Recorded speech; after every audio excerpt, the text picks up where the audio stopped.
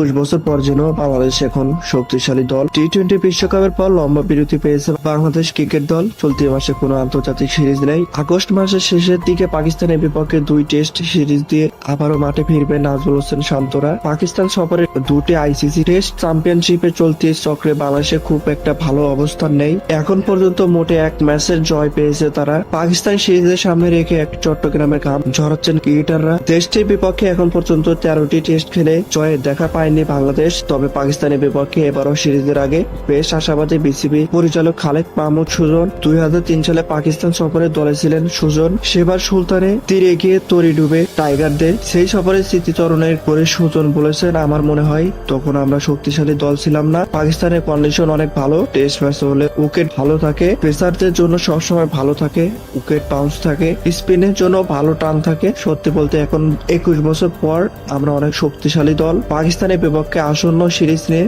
নিজের প্রত্যাশার কথা জানিয়ে সুজন যোগ করেন, আমি মনে করি ছেলেরা ভালো করবে। আমি বিশ্বাস করি ভালো কন্ডিশন আমার মনে হয় সামনে ক্যাম্প করবে। আমি মনে করি 2টা টেস্ট ম্যাচই ভালো হবে। রাওয়ালপিন্ডি আর ক্যাস্টিতে এখানে 2টি টেস্ট ম্যাচ খেলবে, যেখানে উইকেট ফেভারে থাকলেও ব্যাটিং ভালো হবে।